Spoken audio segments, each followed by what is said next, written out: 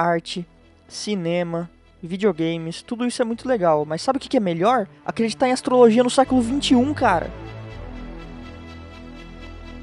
Uma das características mais estranhas, porém muito interessantes, de uma parte da população relativamente jovem brasileira hoje em dia é o que os memes chamam de o jovem místico.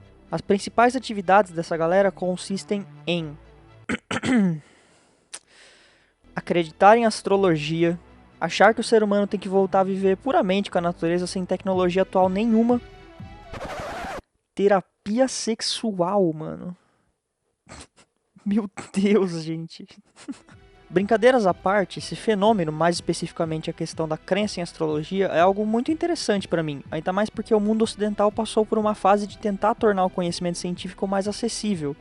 Isso através de uns caras tipo Carl Sagan, Neil deGrasse Tyson, aqui no Brasil Marcelo Gleiser, e aparentemente não adiantou nada, porque de 10 pessoas que eu conheço na faculdade, umas 6 acreditam em astrologia, seja por meme ou não.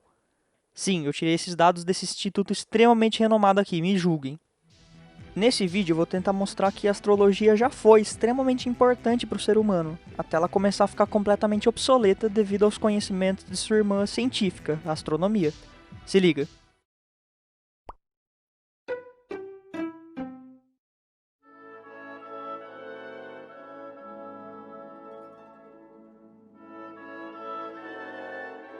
Uma das frases mais comuns que nós podemos usar para descrever a natureza do ser humano é que nós somos naturalmente curiosos. O início das principais civilizações ao longo do caminho da história ocorreu devido a diversos fatores, dentre eles a presença de um grande rio próximo à capital, uma linguagem bem organizada, a criação de uma forma padronizada de escrita e por aí vai.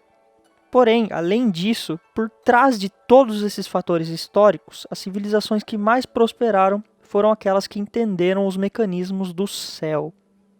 Isso porque o céu sempre foi a maior fonte de curiosidade e inspiração da nossa espécie. Nós tentarmos entender o porquê de quando nós batermos duas pedras uma na outra, uma hora sai fogo, reverbera diretamente com nós pensarmos o porquê de toda noite aparecerem milhares de pontos de luz que ficam se movendo. Nós entendermos esses sistemas significa nós entendermos a nossa própria natureza e, portanto, os fenômenos aqui, no nosso pálido ponto azul. Exatamente por isso que quase todas as grandes civilizações que nós estudamos na escola não só pensaram muito sobre os céus, como tiveram sistemas astronômicos próprios. E tudo isso não era só por pura curiosidade. Esse conhecimento era o que determinava literalmente quando que certas colheitas deveriam ser feitas, quando a maré vai estar alta ou baixa, significando certos tipos de peixes em diferentes épocas do ano, em qual posição a lua vai estar em determinado dia, pois daria para saber exatamente qual predador vai estar caçando. Perceba que até agora eu não falei nada de astrologia. Mas por quê? Nessa época, a astrologia e a astronomia eram basicamente a mesma coisa. Pensa comigo.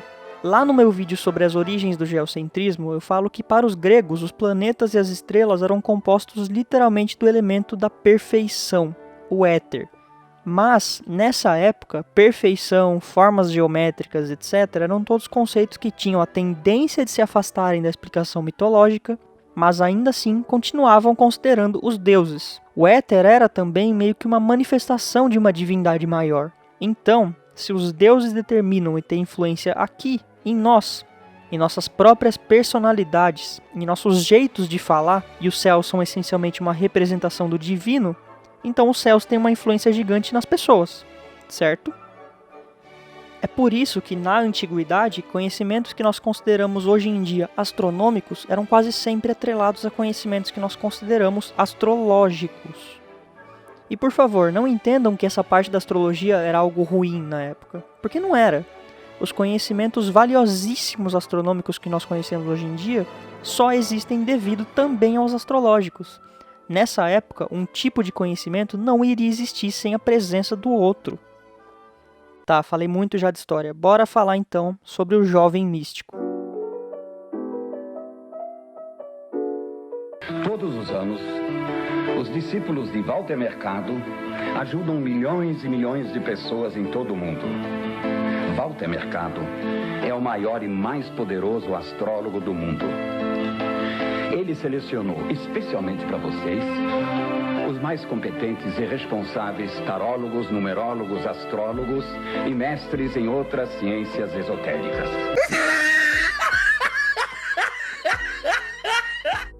Em um contexto mais atual, a astrologia virou algo completamente obsoleto e, cara, muito problemático. Essa questão de você conseguir definir o jeito que uma pessoa age só pela data que ela nasceu e a posição das constelações é ridículo e serve para uma única coisa: estereotipar mais ainda as pessoas. Aqui no Brasil, essa onda de popularidade se deve, na minha opinião, ao fato de que as ciências podem sim nos contar detalhes super legais em relação ao universo, porém muitas vezes esses detalhes não são fáceis de aceitar. A maior tentativa da ciência é de obter um conhecimento puro, que não é em sua essência algo emocionante, gigantesco, que vai fazer as pessoas chorarem pelo mundo afora. Essa tentativa de isenção ao emocional humano muitas vezes pode afastar as pessoas que não entendem o propósito desse conhecimento.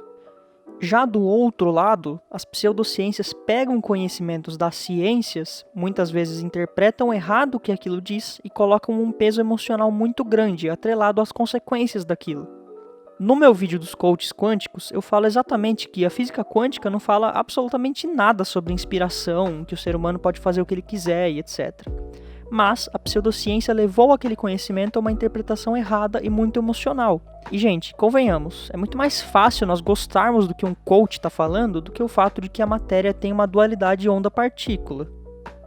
Para mim, é por isso que nós vemos tanto esse ressurgimento dos jovens místicos. A sedução da pseudociência é algo muito mais forte do que a própria ciência, devido ao apelo emocional. Ah, mano, eu segurei até onde deu, mas não dá mais. Para a última parte desse vídeo, bora falar sobre o Olavão.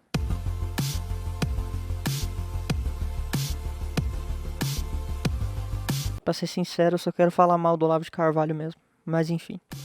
É triste o fato de um conhecimento que já foi tão importante para o ser humano ser fonte de tamanha escrotidão hoje em dia.